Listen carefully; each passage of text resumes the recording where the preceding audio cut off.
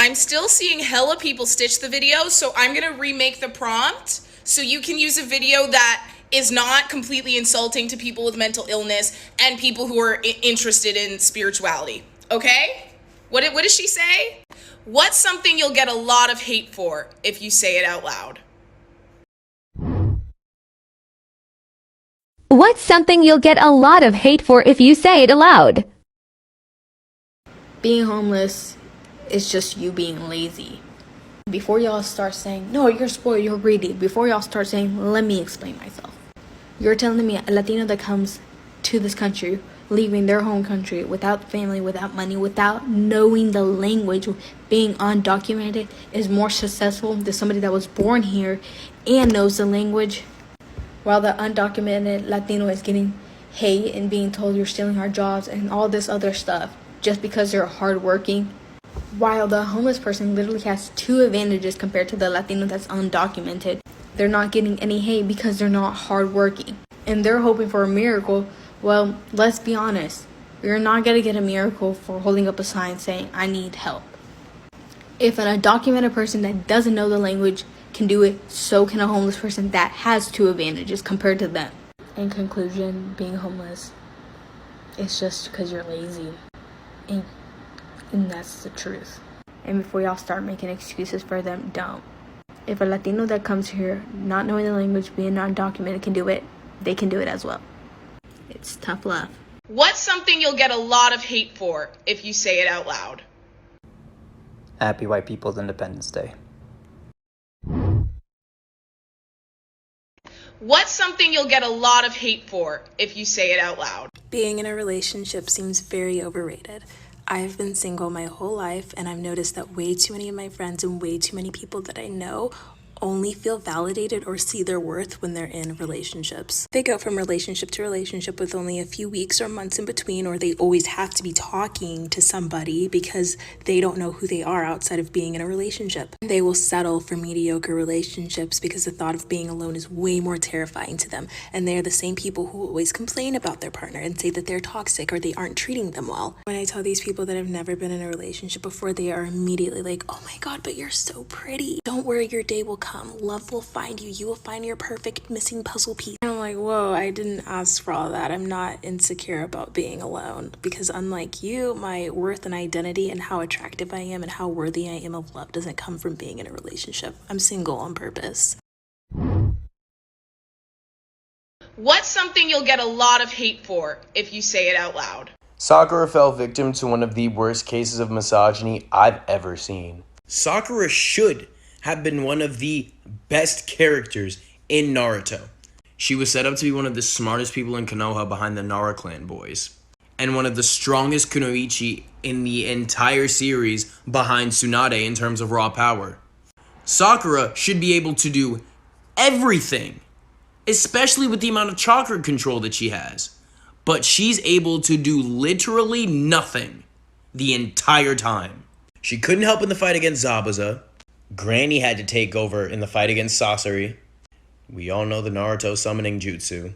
And in the fight with Naruto, Sai, and her against the Cloud Ninja, one of the best choreographed fights of the entire series, she gets pushed out of the way in the beginning and kicked out of frame in the end. The fight only ends because of her. And there's so much more. What's something you'll get a lot of hate for if you say it out loud?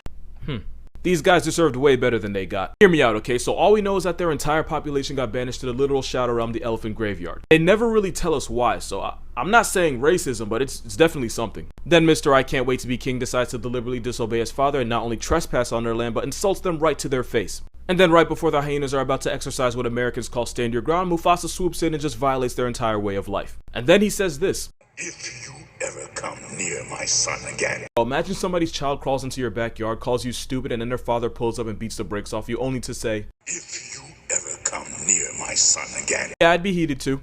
Fast forward after they help Scar come up, bro wanna act different and starts treating them like second-class citizens. After they turn Scar into a rogue, we never see them again. Did they get banned again? Did they starve to death? We don't know cause Disney ain't tell us. And when you think about it, the only reason they went along with it is just cause they wanted food. Yeah, Disney did them dirty. Hyenas deserve better. And their own movie. You will not change my mind. What's something you'll get a lot of hate for if you say it out loud? we are never going to be able to have a genuine discussion about how detrimental beauty standards are until people are ready to accept the fact that none of our desires exist in a vacuum. There's been a ton of discourse surrounding the implications of cosmetic work and plastic surgery, especially with BBLs being such a big trending topic right now. But the second that someone brings up that there's a growing unhealthy obsession with cosmetic work, the discussion automatically gets reduced to, well, people are allowed to do whatever they want with their own bodies. Which is true, but I don't understand what's empowering about normalizing and even encouraging people to go through life-threatening procedures to meet a standard that's based off of the male gaze, fat phobia, racism, ageism, and featureism. And this isn't to fault people who are marginalized in these systems and end up assimilating because of the pressures. But it's not productive to push changing yourself in order to be happy as a solution when we should be addressing why certain bodies and features are considered undesirable. What's something you'll get a lot of hate for if you say it out loud? There are a lot of ugly dogs, but there are no ugly cats. Every cat is cute, but not every dog is cute.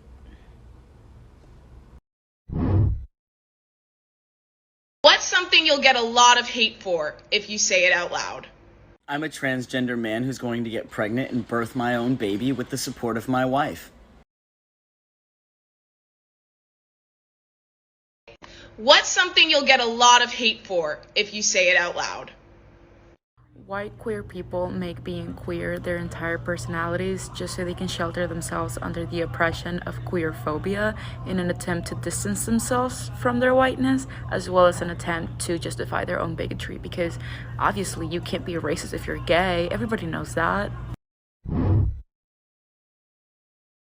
What's something you'll get a lot of hate for if you say it out loud?